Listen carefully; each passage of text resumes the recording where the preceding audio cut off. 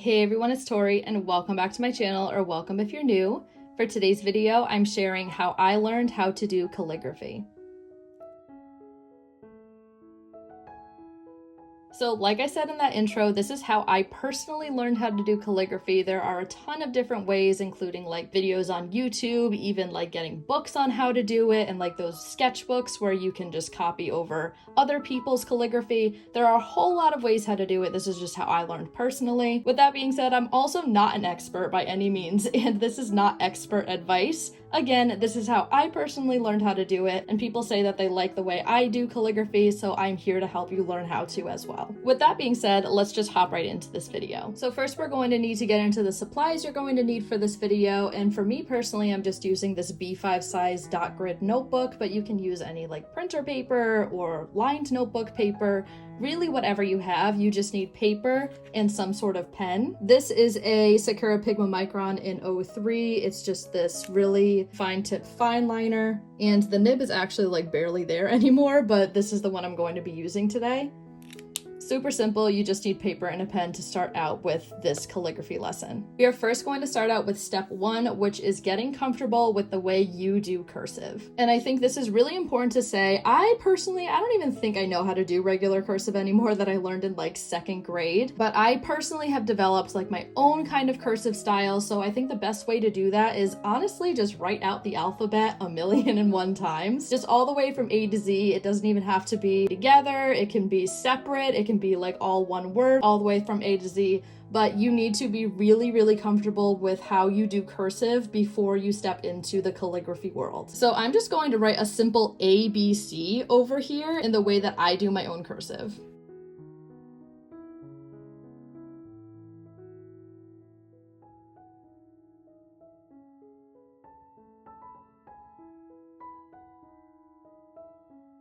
So as you can see, I honestly don't do cursive all in one go. Like some people like to go like this and just do, again, this isn't actual cursive, but they're just doing like all in one go. I like to pick mine up in between. I think it gives it a more like bouncier and a little bit more, I guess, more of like an aesthetics choice effect, but you can see that it's a little bit more bouncier, and I personally think it looks a little bit better. So that's why I pick up my pen in between cursive letters. So after you are done with your cursive and you are writing it 1,000,001 times and you're super comfortable with the way that you write cursive letters, we can move on to step 2, which is downstrokes. So I'm just quickly going to make that cursive ABC again so I can show you how to add in the downstrokes, which is going to help you with how to do this thing called Fauxligraphy. I'm honestly not in love with the way I did that, so I'm going to try again. There we go, so that's a little bit better. So like I was saying before, we are going to add in some downstrokes to our just regular everyday cursive. The way we're going to do that, I'm not hopping in with a brush pen yet. I'm still going to use my regular fine liner for this. Basically, whenever you do cursive letters, or regular letters for that matter, you're going to have upstrokes and downstrokes. The upstrokes should be thinner and the downstrokes should be a little bit thicker. That's going to be the same thing with the brush pen, but I'm going to show you how to get those thicker lines with just this micron right here. Like I said, downstrokes are going to be the thicker ones. So whenever you are doing a downstroke,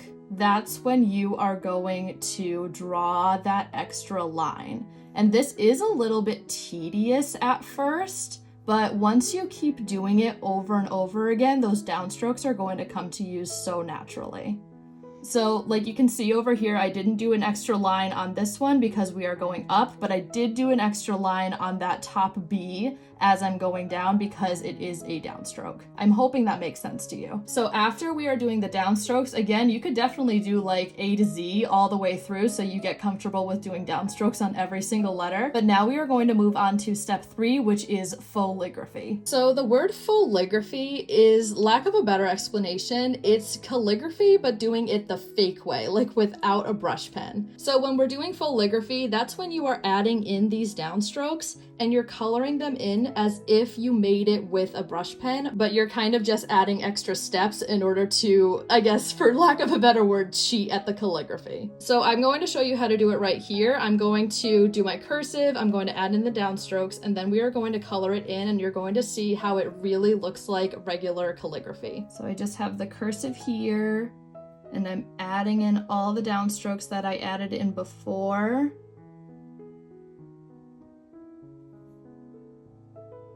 And then after it looks exactly like what we did over here, I'm going to color all of it in using the same pen that I was using before. And again, I don't think I mentioned, but I probably should, we are just coloring in those downstrokes, not anything else, just the extra lines that we added to the downstrokes.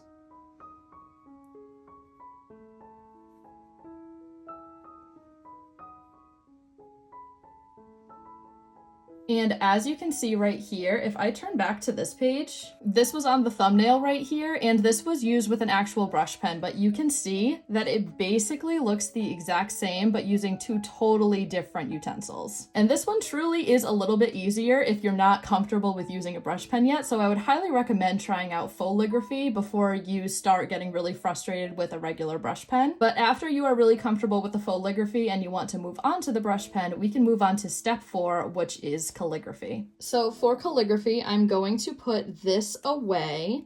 We are not going to be using this pen anymore. We are going to be breaking out my Tombow Fudenosuke hard tip brush pen. Personally, I really love the way that this pen writes, and it actually comes in a pack of 2. So this bluish tint one with the silver accents is the hard tip, and it also comes with the soft tip brush pen, which I personally think is a little bit harder to write with. It's the black one with the gold accents. I'll hold it up a little bit closer so you can see the difference between them. So I am going to be using the blue one, the hard tip brush pen, instead of the soft tip today. Personally, this one just gives me a little bit more control when I'm working on my brush tip, and I will show you the difference between this tip and the one we were working with before. So as you can see, this one is a little bit used, I guess you could say. So this nib is barely even there, but you can kind of see a little bit of the black, and it's just like your typical like fine point tip. And this one is more of a triangle brush-like looking tip, so you can really get those upstrokes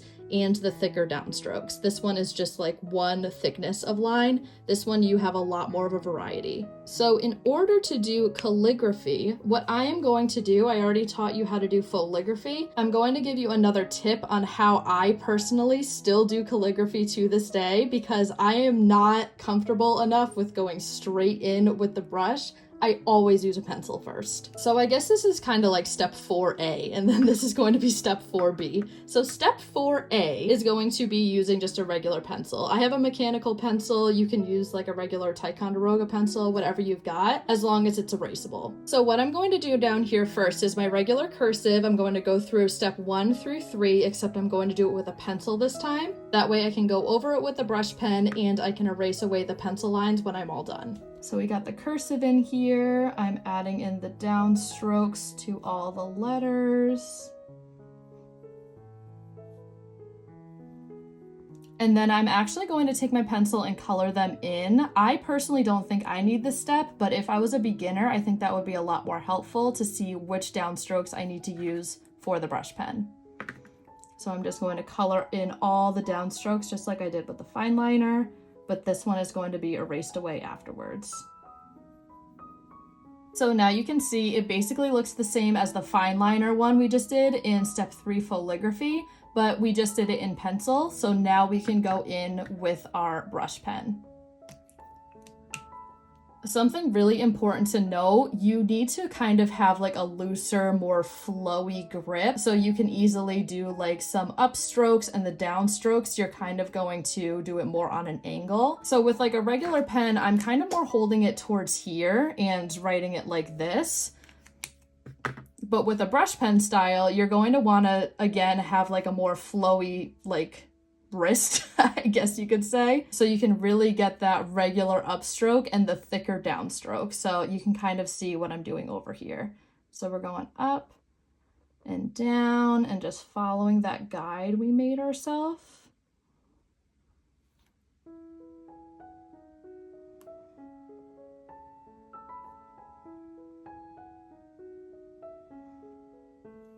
And it's also okay to pick up in between.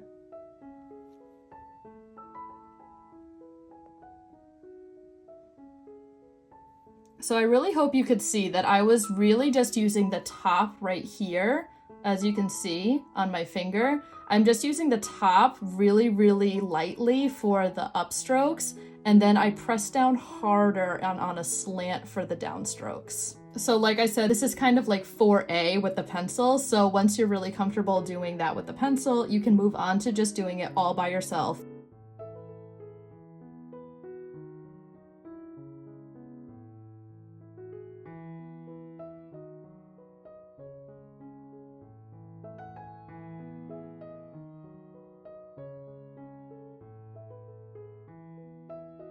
I still personally like the way this looks because I spaced it out a lot more with the pencil and I actually kind of planned it.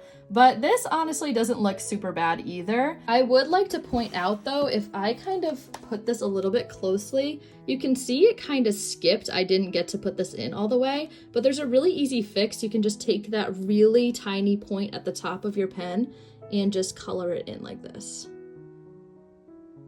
And then it's like it never happened. Again, a couple tips with the calligraphy. Make sure you are going really lightly up and a lot harder down to get that really dark and thick stroke for the downstrokes. And also, again, it is okay to lift the pen up in between letters or in between, like if you just need to stop and readjust your hand, that is totally okay. And it is okay to just kind of fill things in here and there if they didn't really come out great the first time. And that is pretty much how you do calligraphy. I'm really hoping this system did not overwhelm you. I'm hoping it helped you and you will just keep getting better and better. If you do use my calligraphy video to help you with your own style of writing, please tag me on Instagram at Creative Minds Coffee Grinds, or even just DM me a picture of your work if you don't want to post it. That would completely make my day. And with all that being said, I hope you all enjoyed this video. If you did, please give it a thumbs up and don't forget to subscribe while you're here. Also, don't forget to check out my bullet journal Instagram at Creative Minds Coffee Grinds, or my bullet journal TikTok, which is at Creative Mind Coffee Grinds without the S. Thank you so much for watching, and I will see you in the next one. Bye!